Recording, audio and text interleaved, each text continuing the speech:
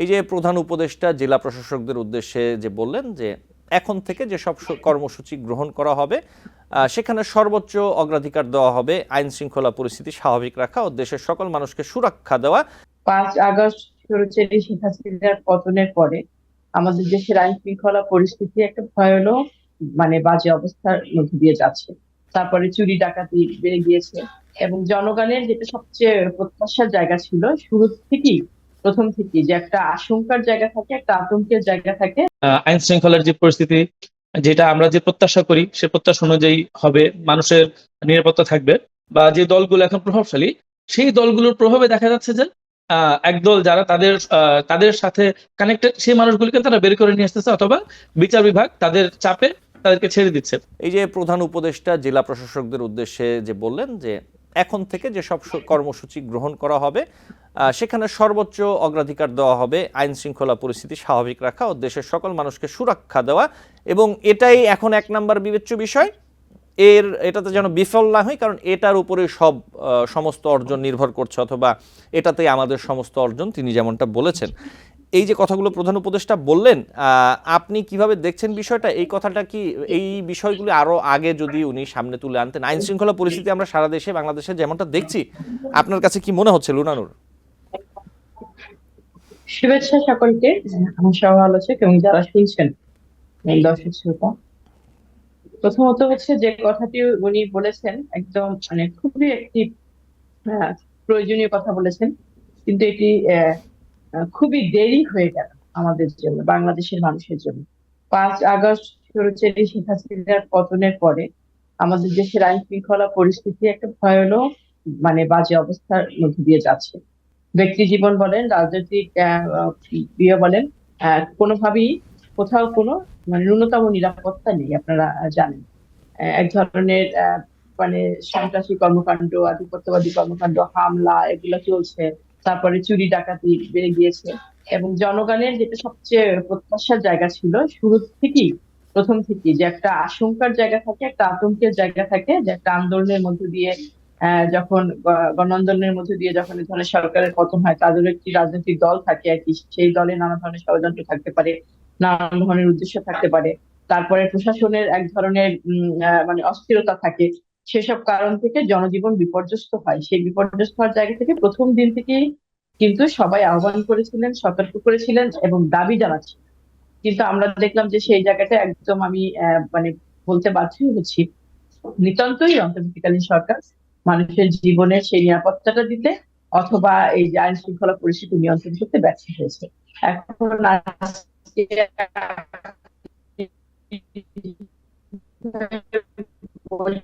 এবং আমি গণমাধ্যমে দেখলাম উনি যেভাবে কড়াকড়ি জেলা প্রশাসককে বলেছেন, উনি যদি ভোটের ব্যবস্থা করার সাথে সাথে এটি সবচেয়ে গুরুত্বপূর্ণ বিষয়, সেটি হচ্ছে আইন শৃঙ্খলা পরিস্থিতি নিয়ন্ত্রণে আনা, মানুষের জীবনের নিরাপত্তা নিশ্চিত করা। রাজনৈতিক কর্মী থেকে শুরু করে সাংস্কৃতিক কর্মী, সকল সাধারণ মানুষ এবং ঘরে বাইরে সব জায়গায় মানুষের জীবনের নিরাপত্তা নিশ্চিত করাটা খুব জরুরি। এবং আমার দাবি থাকবে, আহ্বান থাকবে যে শুধু বলার জন্য বলা না, উনি যে কথাটি জেলা প্রশাসকদের উদ্দেশ্যে বলেছেন সেটি যেন কার্যকর করেন এবং কার্যকর করতে আন্তরিক হন। এবং আমিও দেশের নাগরিক হিসেবে অথবা একজন রাজনৈতিক কর্মী হিসেবে প্রজাতন্ত্রের কর্মকর্তা দের কাছে এই দাবি করতে পারি, জেলা প্রশাসকদের কাছে, যে যদি সুনির্দিষ্ট করে নতুন করে কোনো নির্দেশনা নাও থাকে, এটি তাদের কর্তব্যের মধ্যে, তাদের দায়িত্বের মধ্যে অথবা তাদের চাকরির যে তার মধ্যে বর্তায় জনজীবনের নিরাপত্তা নিশ্চিত করা, আইন শৃঙ্খলা জি পরিস্থিতি লুনানুর, নিয়ন্ত্রণ আমি করা। যদি আশা এখানে করি একটু যোগ করি, যেমনটা আমরা একটা পাবো। জি আমরা যেমনটা একটা প্রতিবেদনে দেখতে পাচ্ছিলাম, যে আমি অনুষ্ঠানের শুরুতে যে তথ্যগুলো দিচ্ছিলাম, যে রাজনৈতিক পট পরিবর্তনের পর জামিনে মুক্তি পাওয়া আন্ডারওয়ার্ল্ডের শীর্ষ সন্ত্রাসীরা দেশ ছেড়ে পালানোর চেষ্টা করছেন।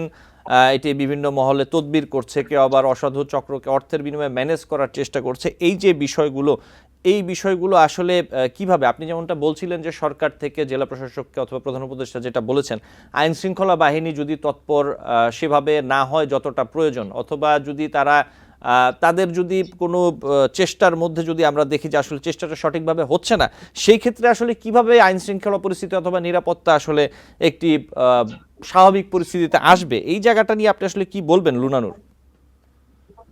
আসলে কি, প্রথমত হচ্ছে যে শেখ হাসিনা সরকার 16 বছরে নানা ধরনের বিনা বিচারে বা জনগণকে বিচারহীনতার ভিতরে নিয়ে গিয়েছেন। সেখানে জেলখানায় যারা রয়েছেন সবাই বা আটক যারা ছিলেন সবাই যে আসলে সঠিক বিচারের মাধ্যমে ওখানে সাজাপ্রাপ্ত হয়েছিলেন তা কিন্তু না। কিন্তু বিষয়টি খুবই সিগনিফিকেন্ট ছিল, অনাকাঙ্ক্ষিত ছিল এবং আতঙ্কের ছিল। সেটা হচ্ছে শেখ হাসিনা পতনের পরপরই আর কি কোন রকমের পরবর্তী পদক্ষেপে না যেয়ে অনেক জঙ্গিদেরকে খালাস করে দেওয়া হলো, বের করে দেওয়া হলো। বিচারাধীন অনেক মামলা কোনো পরবর্তী স্টেপে না যেয়ে খালাস করে তাদেরকে মুক্ত করে দেওয়া হলো। এবং জেলখানা ভেঙে যারা বের হয়ে আসলো তাদের সঠিক তথ্য আমাদের সামনে দিল না। এবং এরপরেও আমরা দেখলাম যে বিভিন্ন মামলার আসামি আর কি, বোমা হামলার আসামি, গ্যাং হামলার আসামি, এইগুলো বিষয়গুলো মানে এটি হয়েছিল, হতেই পারে যে সকল বিচার সঠিক হয়নি, কিন্তু আমার মনে হয় যে সময় নিয়ে এই বিচারগুলো কে মানে সঠিক পথে এনে এদেরকে যদি কেউ মুক্ত হওয়ার মতো থাকতো তাকে মুক্ত করে দেওয়া সেটাই উচিত ছিল, কিন্তু সেটা কিন্তু হয়নি। সেই বিষয়টি খুবই আমাদের জন্য আতঙ্কের, বাংলাদেশের মানুষের জন্য এটি আতঙ্কের। এবং যে কথাটি আপনি বলছেন যে বিভিন্ন ভাবে তারা দেশের বাইরে যাওয়ার চেষ্টা করছে, এটি তো হচ্ছে। আপনি মনে করেন যে এই যে ফ্যাসিস্ট আওয়ামী সরকারের বা আওয়ামী লীগের যে তারা শত শত হাজার হাজার কর্মী, আপনি জঙ্গি যারা বেরিয়েছে বা সন্ত্রাসী যারা বেরিয়েছে তাদের বাইরেও এরা, এই সন্ত্রাসীরাও যারা বাইরে ছিল তারাও তো বর্ডার পাস হয়ে চলে গিয়েছে। অনেকে আপনারা জানেন, আপনাদের কাছে খবর আছে, আমাদের কাছে খবর আছে, তাই না? তো সেটা তো হচ্ছে এবং সেই বিষয়টা কোনো বিচ্ছিন্ন বিষয় না। সামগ্রিকভাবে দেশের আইন শৃঙ্খলা পরিস্থিতি এবং এই কাঠামোগুলোর সাথে যারা জড়িত আছে, আমাদের মূল্যবোধের জায়গাটা এমন জায়গায় চলে গিয়েছে যেখানে আমরা রাষ্ট্রের নিরাপত্তা, মানুষের নিরাপত্তা, এই বিষয়গুলো আসলে আমাদের কাছে গুরুত্ব পাচ্ছে জি না এবং এটা একটা আতঙ্কের বিষয় হয়ে যাচ্ছে। এবং জি আমার মনে হয় যে এটা আসলে এককভাবে শুধুমাত্র সরকারের সিদ্ধান্ত, মানে অন্তর্বর্তীকালীন সরকার পরিচালনায় যারা আছে কয়েকজন উপদেষ্টা, প্রধান উপদেষ্টা সহ, শুধুমাত্র তাদের সিদ্ধান্ত বা নির্দেশনার কারণে হবে না। এটি সমগ্র যারা জড়িত আছে, প্রজাতন্ত্রের কর্মকর্তা কর্মচারী থেকে শুরু করে রাজনৈতিক কর্মী, গণমাধ্যম কর্মী, সকলের একটা সততার জায়গা, সকলের একটা নিষ্ঠার জায়গায় প্রমাণটা দিতে হবে আর কি। জি তাহলে হচ্ছে এই জায়গাগুলোকে আমরা বের করতে পারবো। লুনানুর, আপনাকে ধন্যবাদ। আমি নিশ্চয়ই আবার আপনার কাছে আসবো। শওকত আলী, একই বিষয় একটু আপনার কাছে আসি। এই যে সার্বিক বিষয় আইন শৃঙ্খলা পরিস্থিতি নিয়ে যে আলোচনাগুলো আমরা করছিলাম, লুনানুর বলছিলেন, আপনি এই বিষয়ে কি বলবেন? আহ, সম্মানিত দর্শক মন্ডলী এবং আমার সহ আলোচক এবং আপনাদের সবাইকে আসসালামু আলাইকুম। প্রথমত আমি লুনা নূর ওনার সাথে একমত। যেই বিষয়টা আমাদের এই প্রধান উপদেষ্টা আজকে বললেন যে এখন থেকে ডিসিরা আমরা চাই যে তারা আর সঠিকভাবে দায়িত্ব পালন করবে। আজকে থেকে কেন? আমি এটার সাথে একমত না। এটা শুরু থেকেই হওয়া উচিত ছিল। আচ্ছা, তারপরেও আসার কথা, বেটার লেট দ্যান নেভার। আমরা চাই যে এখন থেকে আইন শৃঙ্খলার যে পরিস্থিতি, যেটা আমরা যে প্রত্যাশা করি সে প্রত্যাশা অনুযায়ী হবে, মানুষের নিরাপত্তা থাকবে।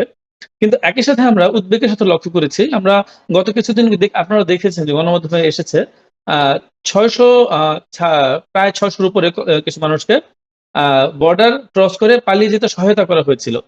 হ্যাঁ, তো কারা করলো এই প্রশ্নটা কিন্তু আমরা দীর্ঘদিন ধরেই করছি যে কারা করছে, কিভাবে তারা গেল।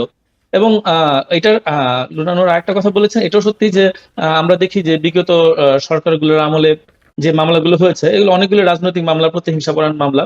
সবগুলি যে কারেক্ট ব্যাপারটা এরকম না, কিন্তু তার তো একটা প্রসেস আছে। আপনি ওকে ঠিক আছে, আপনি একজনকে মিথ্যা মামলায় আপনি ফাঁসি দেওয়া হয়েছিল, আপনি তাকে ছেড়ে দিবেন, কিন্তু তার তো একটা প্রসেসের মধ্যে দিয়ে আপনাকে যেতে হবে, এটা প্রমাণ করতে হবে এটা মিথ্যা ছিল, এই এভিডেন্স তার ভিত্তিতে তাকে আমরা এখন খালাস দিচ্ছি বা দিচ্ছি। আমরা দেখলাম এরকম কোনো প্রসিডিউরের মধ্যে দিয়ে নাই। তো এইটা আরেকটা অশনির সংকেত। আপনি দেখেন একটা বিচার ব্যবস্থা, একটা দেশের স্বাধীন বিচার ব্যবস্থা কিন্তু গণতন্ত্রের একটা সবচেয়ে গুরুত্বপূর্ণ পার্ট। কিন্তু এখানে আমরা দেখতে পাচ্ছি বিচার ব্যবস্থার উপরে যেই দল ক্ষমতায় আসতেছে তাদের একটা নগ্ন হস্তক্ষেপ। যারা আওয়ামী লীগ আমলে ক্ষমতায় ছিল বিগত 15 বছর, তারা তাদের মতো করে বিচার বিভাগকে ব্যবহার করেছে।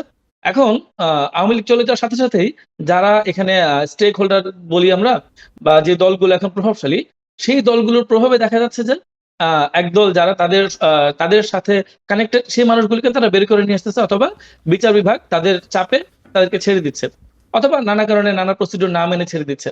তো এই বিষয়গুলো আমরা মনে করি না এগুলো গণতন্ত্রের জন্য শুভ লক্ষণ। হ্যাঁ, তো আমরা চাই যে বিষয়গুলোর একটা যৌক্তিক সুরাহা হোক এবং এর সাথে আমাদের যে আপনাদের গণমাধ্যম এবং রাজনৈতিক দল যারা আছে এবং একই সাথে যে আমলা যে কাঠামো, সেই কাঠামোর একটা যৌক্তিক সংস্কার। আমরা তো দাবি করছি যে নাগরিক কমিটির পক্ষ থেকে যে প্রত্যেকটা সিস্টেমের সংস্কার দরকার। আমরা মনে করি এটার সাথে কানেক্টেড, কারণ আমাদের আমলা থেকে শুরু করে প্রশাসনের প্রত্যেকটা জায়গা আমাদের করাপ্টেড, প্রত্যেকটা প্রতিষ্ঠানকে ধ্বংস করে দেওয়া হয়েছিল।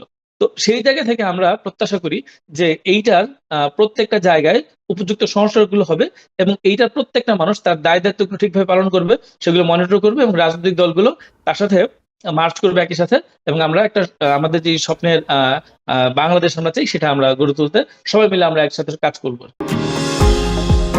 নিউ ইয়র্ক থেকে সম্প্রচারিত TVN 24 টেলিভিশন বিশ্বজুড়ে বাঙালির কণ্ঠস্বর।